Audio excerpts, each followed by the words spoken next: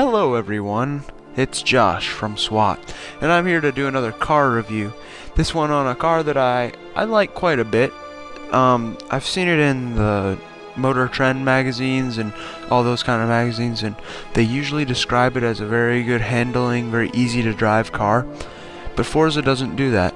It's a Nissan GTR, and you can see it right here, and I've got my custom Call of Duty Ghosts paint on it. I worked a while on that, so if you wouldn't mind picking it up in the storefront, that would be great.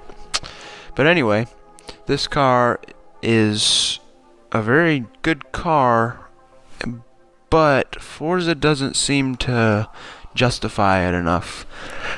It's supposed to have really good handling, like that's what it's known for, but it seems like it's overpowered for its handling. It's always understeering, and the car takes very gradual turns very easily, but when it comes to a sharp turn, you have to slow way down.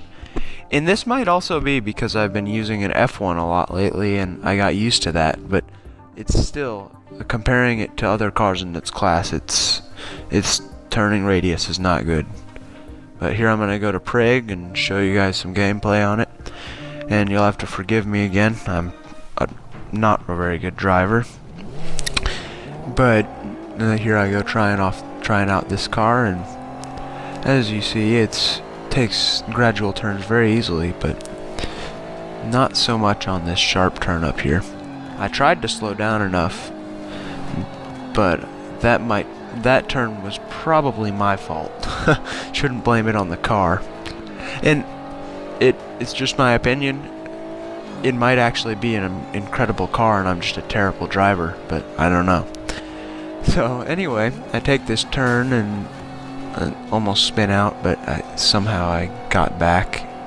And if you look, I don't think that this car has power steering, because when you see the driver, he turns the wheel a little bit, and then when you get slower, he can turn it a lot more. So I'm wondering if that might have something to do with it, but alright. So this is the Nissan GTR. And while I say it doesn't have very good handling, it actually does have very good acceleration and speed. It's not a bad car.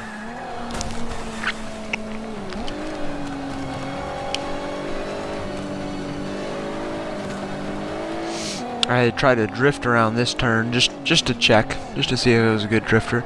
It actually worked pretty well. I'm thinking it might be a pretty good drift car. Not as good as the KTM Crossbow, like this though. But I've heard, well actually I've witnessed, if you upgrade and tune this car right, it's an incredible drift car. Like, you can work it really well. And I might just be driving it wrong. That might be the problem with it, but it hasn't been working very well for me. It was kind of a disappointment when I bought it, because I had a couple different cars I could have bought. But in just a minute here, I'm going to switch over to a Battlefield clip, so stick around to see that. But I'm going to let you guys hear the car and watch my crashes and everything. Alright.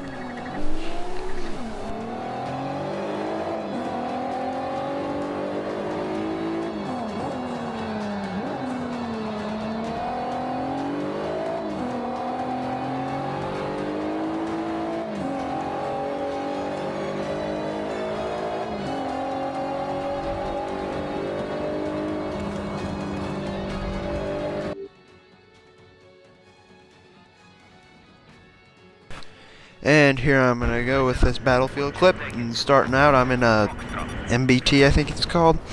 I'm trying to shoot down this other guy. He's trying to take me out.